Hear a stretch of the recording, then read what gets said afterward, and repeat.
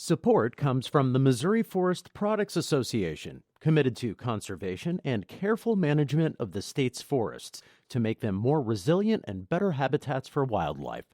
ChooseWood.com. From Harris Stowe State University, welcome to St. Louis on the Air. I'm Don Marsh. We are broadcasting now from a part of what was once called Mill Creek Valley. The occasion is the unveiling of a mural honoring the neighborhood and its history. It was commissioned by Wells Fargo for display in the Wells Fargo Finance Education Center here at Harris Stowe. Mill Creek Valley ran along the central corridor from 20th Street to St. Louis University. Over 2 centuries, it had evolved from a vibrant neighborhood to a poor one with a largely African-American population.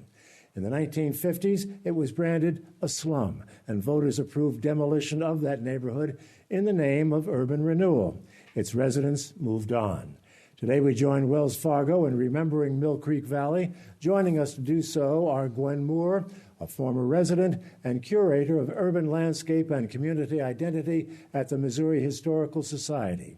Lisa Gates' father, banker Clifton Gates, was co-founder of Gateway National Bank, the first black-owned bank in Missouri which served banking and mortgage needs of African Americans. He attended Stowe Teachers College right here. Lisa is the director of the Office of Financial Empowerment in the St. Louis City Treasurer's Office. Terry Jones is Professor Emeritus of Political Science and Public Policy Administration at the University of Missouri, St. Louis. They are our panel. Give them a round of applause, if you will.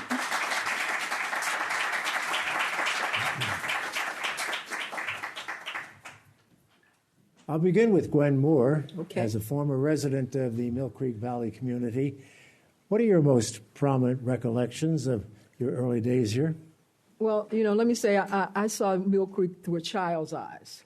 Okay, so I have a positive memories of Mill Creek.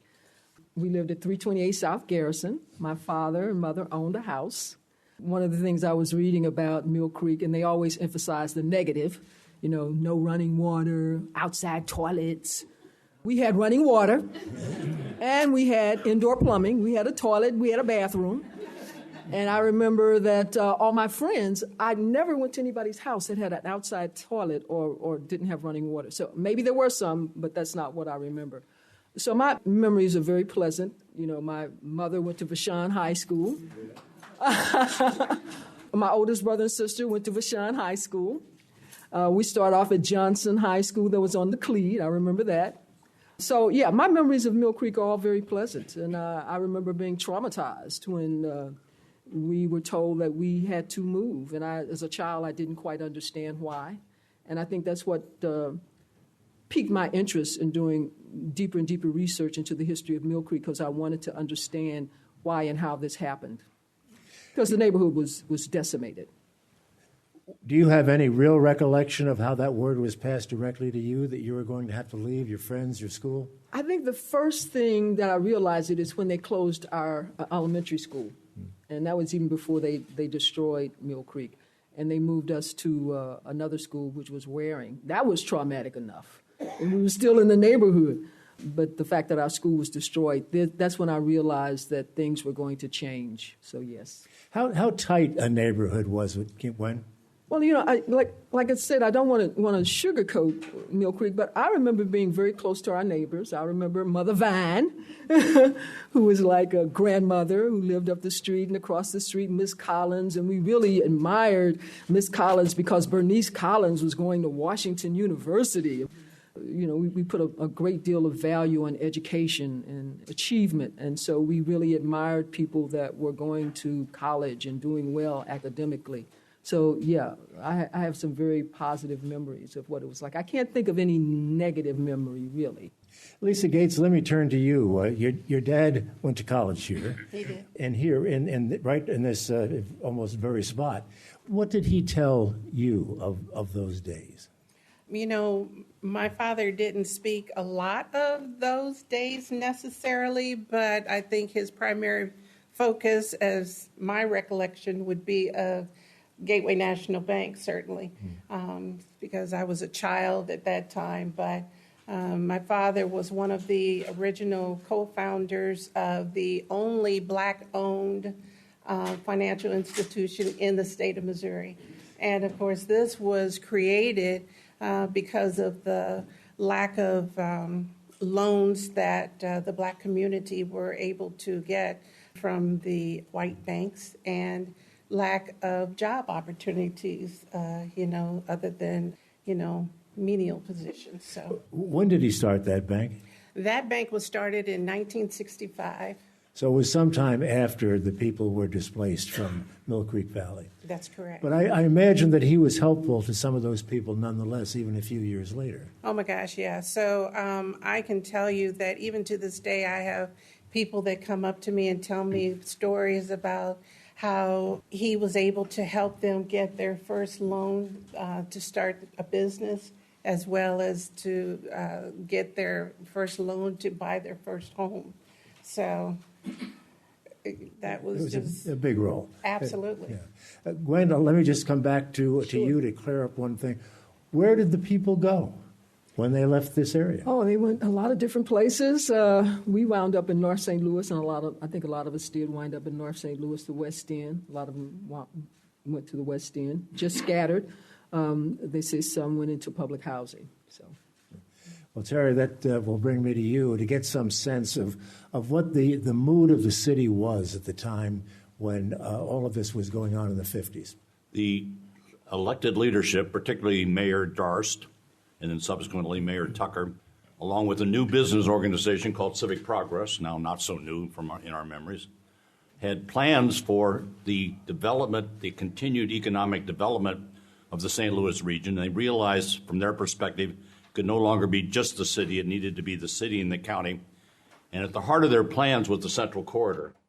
And in order to make the Central Corridor work better, many things had to happen, one of which they had to get rid of this neighborhood that was right in the middle of things, from their perspective, could be used for better purposes, both commercial, to a lesser extent residential, but also particularly to extend what was then the Express Highway, a 4-lane limited access that ended at Choteau and Vandevetter, to extend it all the way downtown, and they needed the land to do that and the interchanges for that land.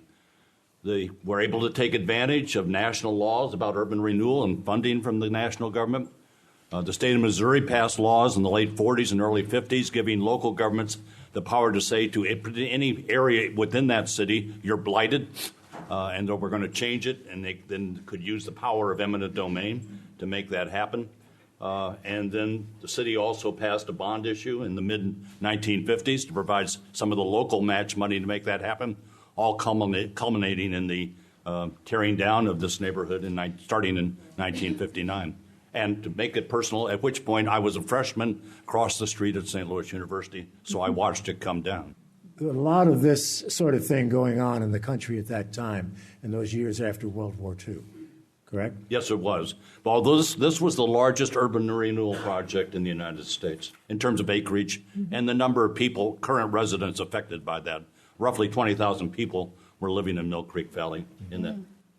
Gwen Moore, I was a little surprised to learn in reading some of the history that when this was going on, when people were voting to finally improve this area, as they put it, that the NAACP was very much in favor of this. Not in the beginning. In the beginning, there was some resistance because they felt that there weren't any plans to adequately relocate people. And I think that was a sticking point. And they did finally get on board when they were assured, I don't think not necessarily in good faith, that people would be relocated to better housing. And, it was the NAACP that labeled urban renewal as Negro removal. So they realized that it was not a good plan. I think that Mill Creek, that urban renewal program, Mill Creek, it became sort of the poster child of how not to do urban renewal.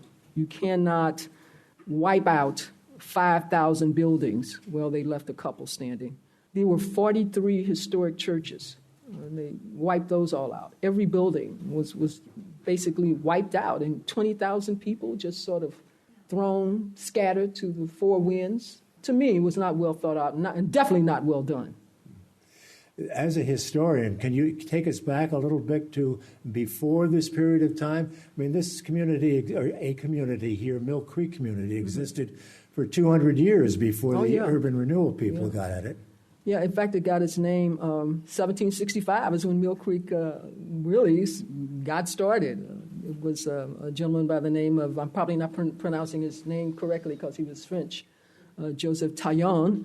He bought this, he had this land here, and he built a mill on a creek. That's how I got his name, Mill Creek. And then when he sold that land to Pierre Laclede, one of the founding fathers, and then when Pierre Laclede died, that land was bought by Auguste Chateau, and he dammed that creek. And from damming that creek, we got Chateau's Pond, and that was the site of the first park in St. Louis City. The first park was located in Mill Creek, and it started off as a very affluent community. Very, very wealthy people lived in Mill Creek. General Sherman, when he was in St. Louis, lived in Mill Creek. The owner of the Missouri Republican, Knapp, lived in Mill Creek. George Barnett, who was a famous architect, he built over 2,500 buildings, including Henry Shaw's townhouse.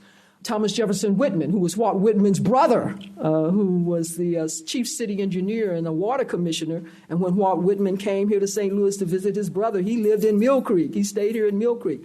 So it was a very affluent community. It's just that as St. Louis developed and was becoming more and more industrial, of course, those wealthy people moved further and further west to get away from the pollution and the industry and the noise, and left it sort of open for immigrants and African Americans who came in and started occupying the area. I have to take a break. We'll do that now and come back and continue our conversation as we remember Mill Creek Valley. My guests here at Harris Stowe State University are Gwen Moore, from whom you just heard, Lisa Gates, and Terry Jones. Back in just a moment. This is St. Louis on the Air on St. Louis Public Radio, 90.7 KWMU.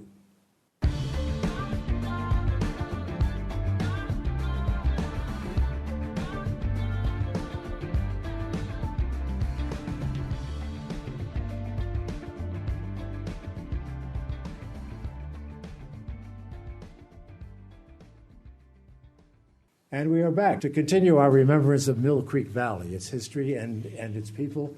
Our guests in Harris Stowe State University are Gwen Moore, Lisa Gates, and Terry Jones.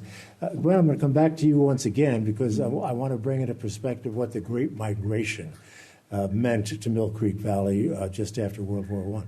Yeah, well, that's when more and more blacks were moving from the south to the north, and of course, a lot of them came here to St. Louis. And you know, blacks were really confined basically to two neighborhoods here in St. Louis. Confined almost not legally, but our real estate people here had, in 1923, they had decided that they would make sure that blacks lived in certain places. They called them Negro districts. And there were only certain places that blacks could live, so you didn't have many choices. More affluent people lived in, more affluent blacks lived in the Ville, and more working class blacks lived in Mill Creek, and you didn't have too much of a choice of where you were going to live. You lived in either one of these places. But of course, you know, there were poor people living in the Ville and middle-class people living in Mill Creek. And I always like to point out, because they always emphasize this was a slum, you know, this was a terrible place. The black commercial district of St. Louis was in Mill Creek on Jefferson and Market. The St. Louis American was located there. The St. Louis Argus was located there. They had the People's Finance Building, which the St. Louis Argus said at the time, it was built in 1926, St. Louis Argus said that it was the first commercial building built by blacks in the city, in the nation. I don't know if that's true. I don't know if because he was an investor, so there might have been some hyperbole there. But it definitely was one of the first in St. Louis. And in that building, there were doctors, there were lawyers. Nathan Young had his offices there. Sidney Redmond, Harvard Law School graduate. George Vaughn, who argued the Shelley versus Kramer case to the Supreme Court. So there were doctors, lawyers, all kind of businesses. So it was a very a lively district, and it was not just a place where it was only poor black people and it was a slum. There was a vibrant commercial district right in Mill Creek. And it was that way until they decided to destroy it. You know, Lisa Gates, let me turn to you. Part of the reason for our being here today is to not only honor and remember Mill Creek Valley, but the entrepreneurs who, passed through or lived here. What do you know of them? I mean, there are many people, and your father is also part of that mural, by the way, as you know, I'm sure. What do you know of that entrepreneurial spirit that applied here? So, for one thing, I go back to Gateway National Bank again because all of the co-founders of that bank were professional black businessmen.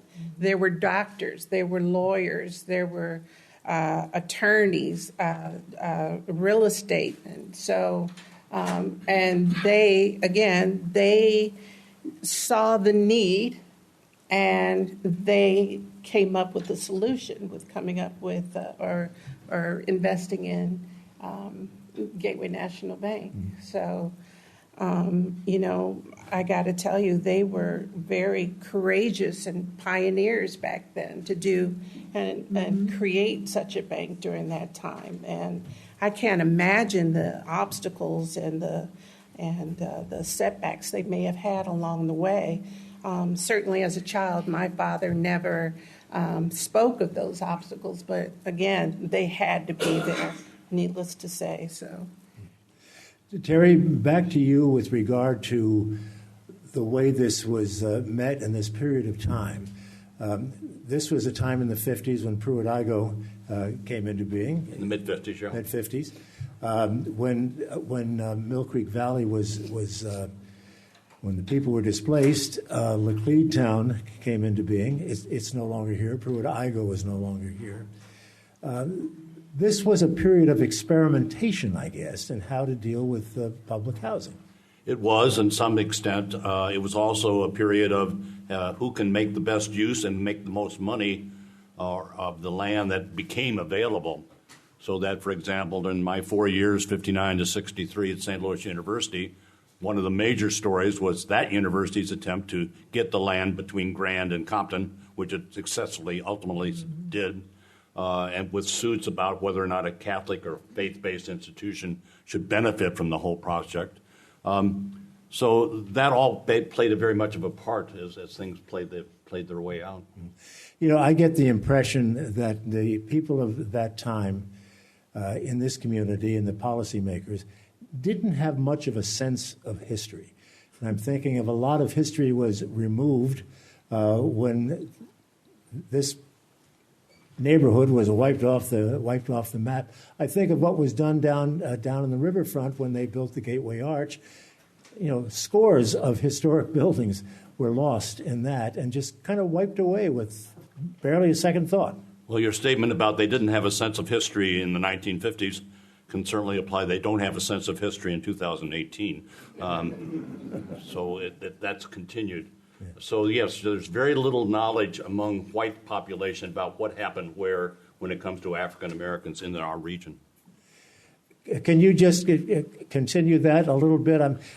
I don't want to use the term racist, but, you know, I think maybe the term has to be used. And there's an entire population just not considered at all under the guise, if you will, of the public good.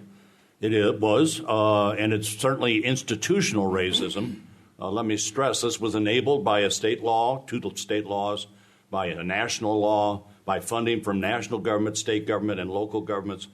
So this was public policy, not individual actions, which took a thriving neighborhood, a poor neighborhood, but a thriving neighborhood, and transformed it, chased the current residents out, tore down all the buildings so that somebody could use it in another way, and those somebodies were white institutions. Gwen, what's your take on all of that? Let me just say something about that. There's a book by a woman by the name of Mary Bartley. It's called Lost St. Louis. And one of the things that she says in that book about Mill Creek, well, she talks about these beautiful buildings, these beautiful historic buildings. I mean, they were built for wealthy people. And she said there was never any survey to determine which buildings could be saved and which could be destroyed. They didn't care. There were buildings in Mill Creek that were in pristine condition. I remember reading Judge Young of the St. Louis American newspaper. he tried to start a campaign to at least save St. Paul AME Church. St. Paul AME Church was the first black church that was built entirely with black money. And he said, we've got to save this church. It was a beautiful church, great condition, nothing wrong with it, shouldn't have been torn down. He tried to start a campaign. We are going to save this church. This is our legacy. This is our history. But these city fathers didn't care about our legacy, and they didn't care about our history. They didn't care about what this church meant to us. But there were many buildings like that that could have been saved, that should have been saved. But that was not the way they saw it. So you can take it for what it is. I think not only did they not that they just didn't know history, they didn't value the history. They definitely didn't value the history of this African-American community. Very few people did at that time. They didn't even think we had a history, but we did and we do, and that neighborhood never should have been destroyed. Not every single building. Well, they left a few standing, but practically every building. 5,000 buildings, that's a lot of buildings. Were there many organized efforts to stop this from happening or to change direction? Well, like I said, Judge Young was definitely critical of what was going on. But, I don't think that our voices really carried much weight. I remember them saying, well, you're going to go to a better place. You're going to go to a better place. Yeah. You have a better place to live. And I think a lot of people probably bought that. But there was resistance. Bill Clay was critical of the Mill Creek debacle. In fact, he said that Mayor Tucker didn't win his next election because of Mill Creek. I don't know if that's true or not, but that's what he said. So there were people that were very much against what was going on. And indeed, Ray Tucker did lose in 1965, but that was only after he had 3 terms to execute a plan that he was very much in favor of. The business community was lined up for it. Again, it had organized. Civic Progress came into existence at the urging of Mayor Joe Darst. The labor community, by and large, was for it because they were going to get some of the land for what is now Council Plaza. So all of those things came together to be an overwhelming force for the project, for the effort. Can I say one more thing? Of course. There was also this steady drumbeat. And if you read the newspapers during that time, almost every single day in the St. Louis Post-Dispatch, which contributed money, by the way, to this project, to destroy Mill Creek, there was some article about why Mill Creek had to go. Always, this is a slum. Every single article, it's almost overwhelming when you read these newspapers and see the negative publicity that they gave to Mill Creek. They made it sound like a terrible place, rats as big as Cocker Spaniels. I never saw one that big. No indoor plumbing, no running water. This is a terrible. It was just this steady drumbeat of negative publicity, and that's kind of hard to resist. The Post ran a very long series, and the title of which was St. Louis Progress or Decay. And the poster child for decay was Mill Creek Valley. Terry, you were a young student at this time, and not very far from where we are right now. What were you thinking as a young white man watching this sort of thing go on? Not enough. I was not sensitive enough to the issues that I should have been. I was very interested in the public-private, public-religious form of the debate in St. Louis taking it, quote-unquote, advantage of public funds to expand its campus. I was at that point editor of the University News, the newspaper, so it was a story that we covered heavily. But we did not cover the racial dimensions of that story at all. I'm very sad that I did not. It was a sign of my insensitivity and not seeing what should have been seen because it was right in front of my eyes. Lisa, you're too young, I'm sure, to remember these days. You're welcome. But as you've learned the history of this period, what kind of thoughts go through your mind? It's just amazing. As I said, the strength and the commitment that some of these gentlemen had in making changes for us, so that we can make better choices and we can live where we want to live and we can have businesses throughout the city wherever we want, How difficult was it for your father, to get started, to create the institution, if you will, that he did? So Dad spent many years in the post office. And from the post office, he started his own real estate company on Union Boulevard. And from there, ventured into the banking industry with the Gateway National Bank. And then from there, he served on many civic boards, the Urban League of Metropolitan St. Louis, the NAACP, various boards. But he started a Miller beer distributorship. He was the only black beer distributor in the city of St. Louis. So he was very, very determined to be successful. And at the same time, he always had an open door to help other people, to give advice and guide them in their journey to success as well. So, Gwen, how difficult might it have been for a young black entrepreneur in the period that we're talking about here to achieve success? Well, probably maybe easier then than it is now. I'm not going to look nostalgically on segregation. It was a terrible thing, of course. But blacks had to rely on their own devices. I think that's why we had a People's Finance building, because we couldn't go to those white buildings. By the way, before People's Finance building was People's Finance Corporation, which was a savings and loan that blacks created in Mill Creek. That was in 1923. In fact, that's the whole point of this mural, where we're really recognizing those historic entrepreneurs that forged such important financial institutions in St. Louis. And they forged quite a bit. We have New Age Federal, which was a savings and loan in 1915.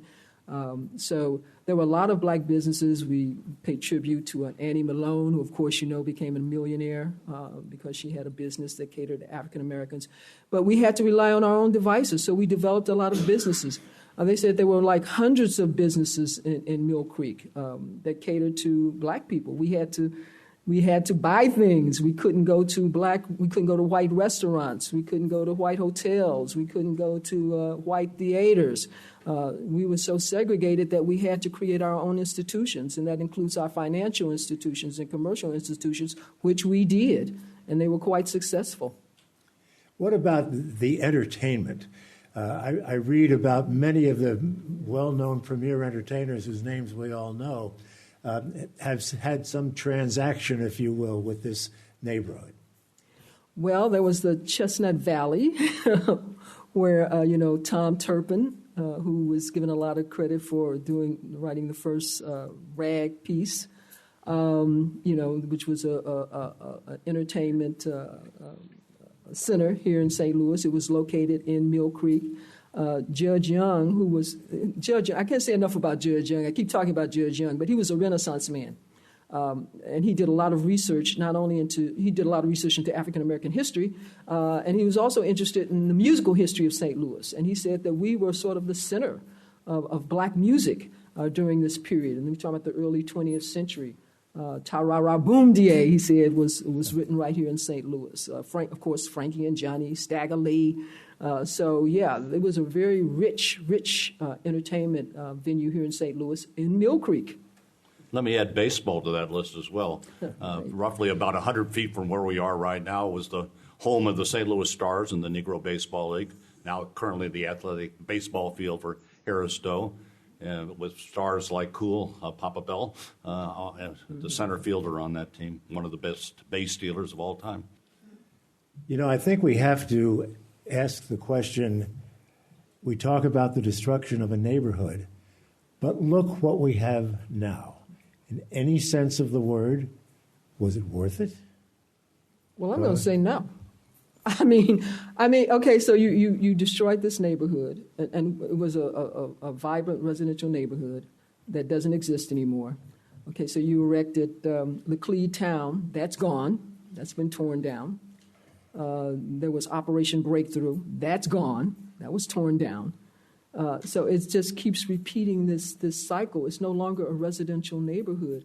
I was reading one historian of the area who says that if Mill Creek hadn't been allowed to remain, it would have been probably the most desired residential community in the city of St. Louis. Because, number one, you had those beautiful historic houses. It's close to everything. It would have been gentrified. So I don't know if I consider it progress. But, of course, I'm biased. I'm biased and I'm unbiased. I'm biased because my family lived in Mill Creek. And I try to say I'm unbiased because I'm looking at it historically as well. The mindset in the 1950s, Don, was that if you're going to take a neighborhood that had some challenges and improve it, the only way you could do that is to tear it down completely and start over. We don't have that mindset anymore. We now know that we can have improvement in place and bring neighborhoods along, but that was not the way it was then. We have to take another break. We'll do that now. We'll continue our recollection and remembrance of Mill Creek Valley in just a moment. This is St. Louis on the Air on St. Louis Public Radio, 90.7 KWMU.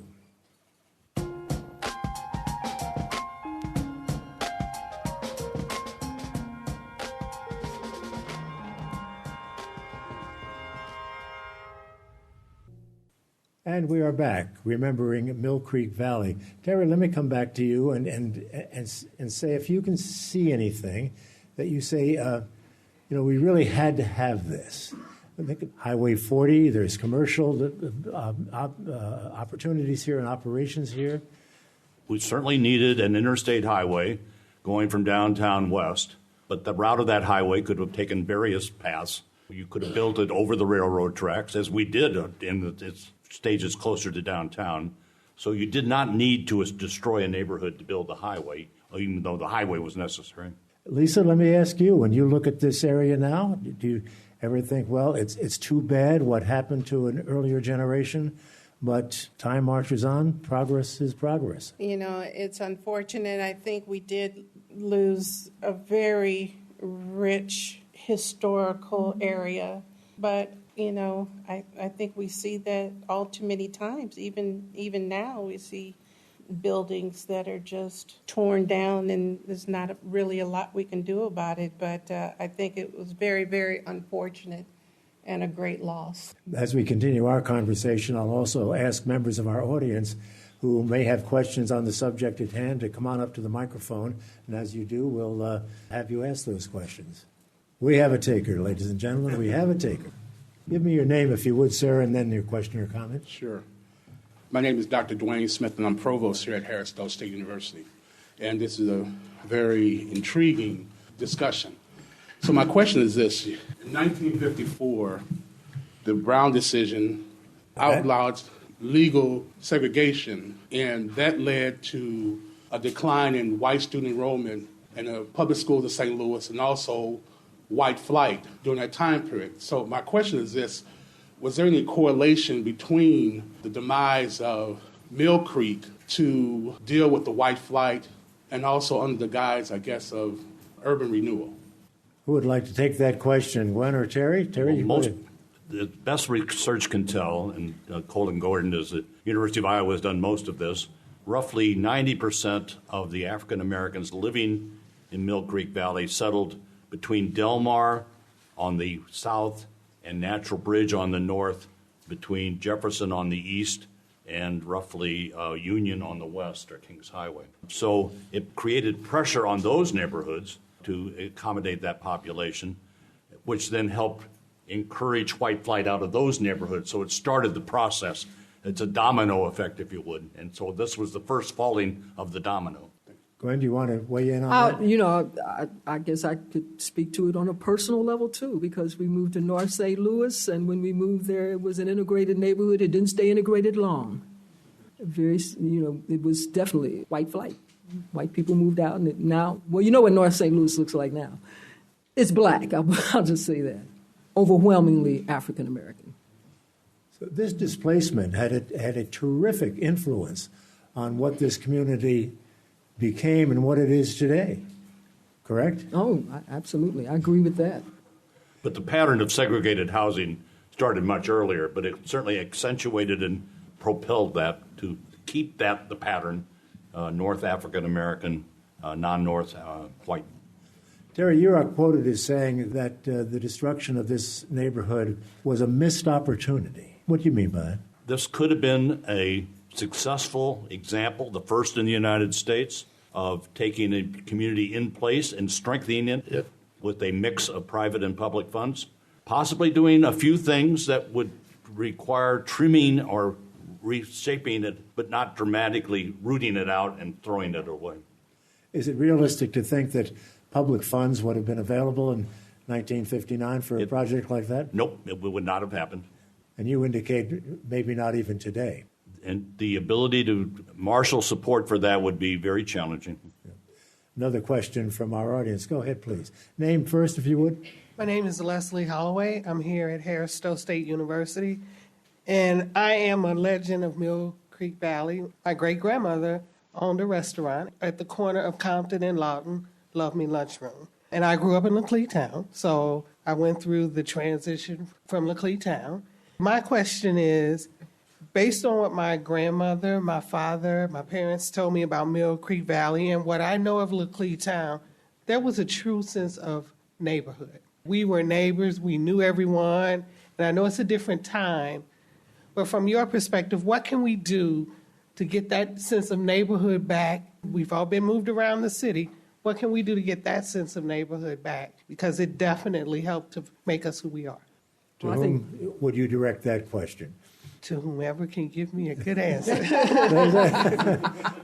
Lisa, you look like you wanted to respond. No, I thought you were going to. No. But, it's funny you say that because back in the day of Gateway Bank, I got to tell you, we felt like an extended family at that bank. We knew all of our customers by name. We had popcorn every day. We had donuts and coffee every first and the third. So people would come in not only to transact their banking business, but just to kind of say hello and hi to everybody, and just kind of like a get-together. It was fantastic. I can remember we had one customer who was a member of the symphony, and she always came in with her violin. And this one particular day, she actually played for us in the lobby. What bank would you see that happen now? That's why I'm saying it was all a great community, and we were all like a family back then. And one of our former Gateway customers is in the audience today, and I know he can attest to that feeling that we had. Everybody was known by their name. They were not a number. So it makes a big difference, and that's a great loss. The situation in Mill Creek Valley was a large population and hundreds of homes that were destroyed. Certainly the largest of many similar kinds of situations, Gwen, in this area. I think of Meacham Park. I think of what is now the Promenade out in Richmond Heights where the Target store is. And I think there are communities in Clayton that were very, very rich and together, and actual communities where people were so very close. They're all gone, and they all went kind of the same way. You can add Kinloch, which is going. But I just want to give a plug to Dr. John Wright, who wrote a book called Disappearing Black Communities, where he does talk about all of those African-American communities that were so rich and vibrant. They had their challenges. I don't want to be nostalgic and look at the past through rose-colored glasses and sugarcoat anything. But those were communities of African Americans, and they had their challenges like any community. But the hand that they were dealt, I don't necessarily think it was fair.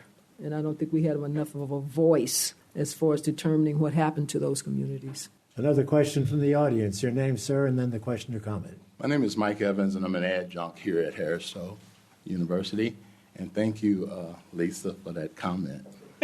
I didn't eat all the donuts. I just ate some of the donuts. I missed Gateway Bank, I should say. I was one of the long-time members of that bank from when I got out of the military in the early 70s.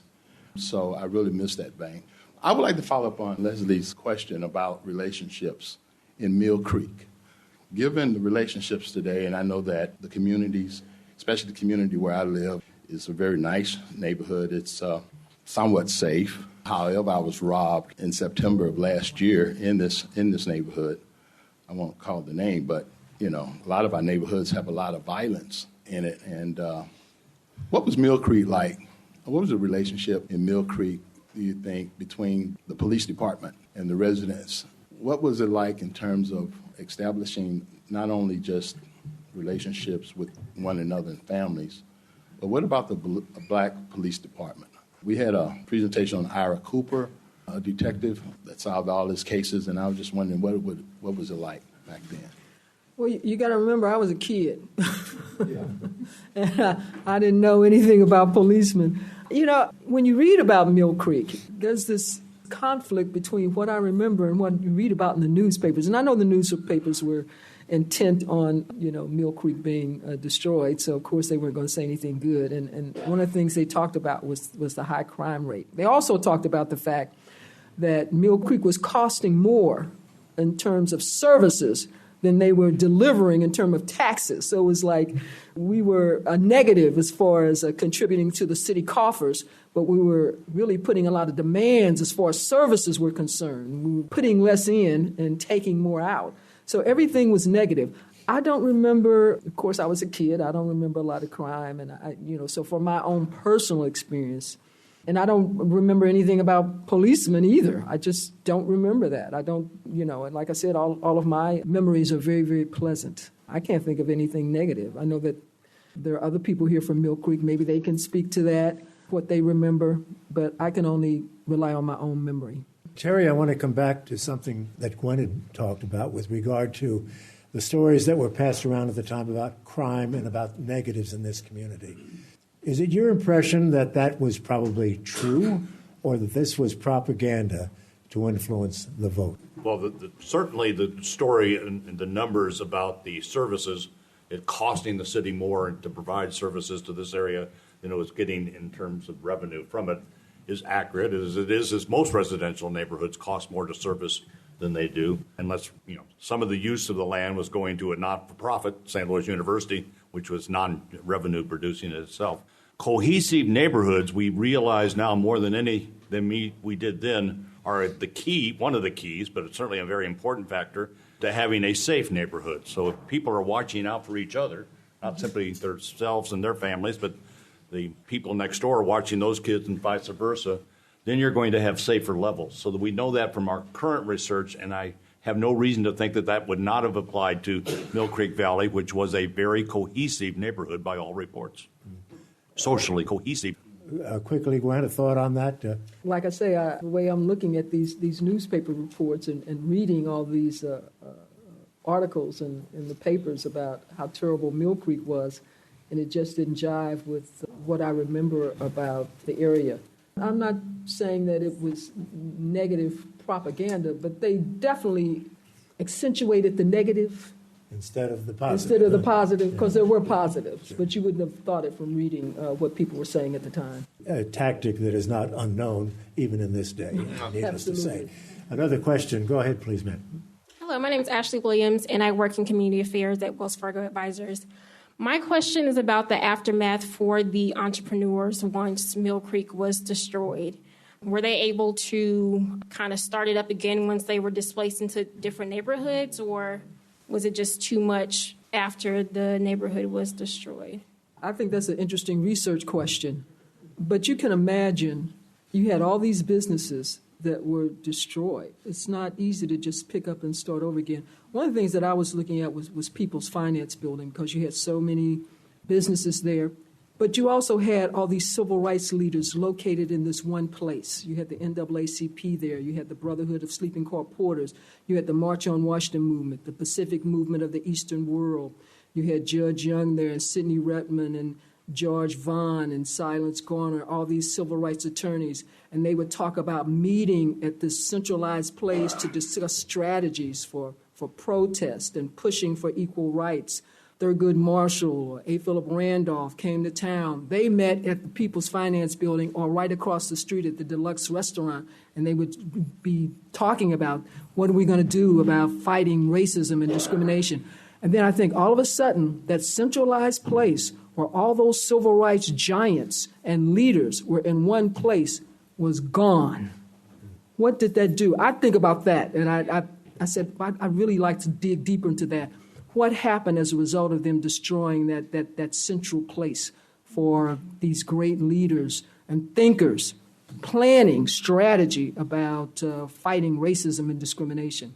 Yeah, it's hard to believe that they would just stop doing that, even though they were moved around. I guess that's something that research has to develop on. Especially about the businesses. I would imagine it's really hard to start up a new business once you've been places for decades and decades. Mm-hmm. I mean, Mill Creek was a very old neighborhood. People had been there for scores and scores of years, and then all of a sudden... And, you know, one of the things that they said is that, well, we're going to pay for people to move, and we're going to give them this, and we're going to give them that. My family didn't get it, so I can't speak for other families, but I wonder about that, too. How much truth was in that? We have time for one more question. Go ahead, please. My name is Malika Horn, and for the sake of disclosure, Gwen Moore is my sister. and I believe she was pointing to me because I'm a year older, so she may think I know more about Mill Creek. But I do recall... regarding the question that my colleague asked about the police, I don't remember any African-American police or any women police. So that should give you some indication of community policing or the kind of relationship they had with the residents, that crime would probably be even more of a problem if you didn't have police officers in your community who understood the people in the community. Mm-hmm. Then the last thing I wanted to talk about is the question you brought up about how much were the homeowners compensated. And Gwen didn't mention this, but we ended up in the Post-Dispatch because our parents were holding out for more money. And the article kind of criticized us for holding out for more money, which we got a little bit more. And I believe they had some kind of program to compensate in a fair manner these homeowners, but they didn't always do that. So those homeowners lost a lot of money, their homes being taken from them. Thank you. We are wrapping this up now. I'd like to ask each of the panelists to very briefly summarize what you think, and I'll start with you, Gwen, what you think the legacy of Mill Creek Valley is. Well, you know, like I have really been looking to the history of Mill Creek. I'm really fascinated by it, and I think it contributed a lot to the city of St. Louis. We talk about what they contributed as far as civil rights, contributed quite a bit because this is where it was in Mill Creek where a lot of the planning of fighting of Jim Crow, because we were a Jim Crow city, a segregated city. A lot of that planning went on right in St. Louis. Those civil rights cases, those 4 civil rights cases that, well, 3 at the time, those 3 important civil rights cases, they were planned in Mill Creek. Then the music that Judge Young talks about, the center of black creative music was in Mill Creek. Josephine Baker talks about going to the Rosebud Cafe. Scott Joplin played in Mill Creek. There was a lot going on. It contributed a lot to St. Louis. And even though it's not here anymore, well, the space is here, I guess. But the community is not here anymore. The community contributed a lot to St. Louis as it exists today, and I think that's the legacy of Mill Creek. Terry?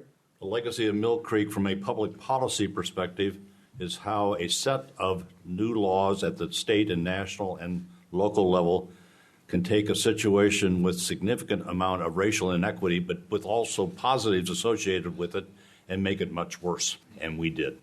Lisa? Well, Don, I have to be perfectly honest. I've learned a lot about Mill Creek today that I did not know prior to coming to today's session. So I would love to sit down and speak with our other panelists on an extended time, even coming to the History Museum. I could just listen to the history all day. It's so rich, and it is a very unfortunate loss of a very rich environment. Maybe that's part of the legacy. It's true. To keep it living on through people like those of you on the panel and people in the audience. Yes. That's it. Thank you all so much. Gwen Moore, Terry Jones, Lisa Gates.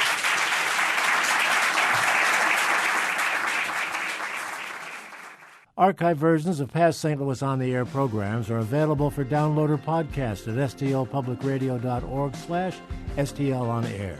St. Louis On the Air is a production of St. Louis Public Radio 90.7 KWMU. Thank you for listening. I'm Don Marsh.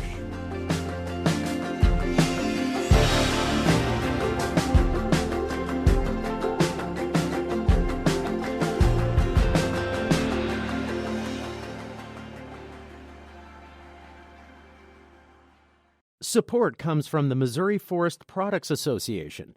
Missouri produces wood pallets, railroad ties, white oak barrels, hardwood floors, and more. Details on the variety of products made in the state are at choosewood.com.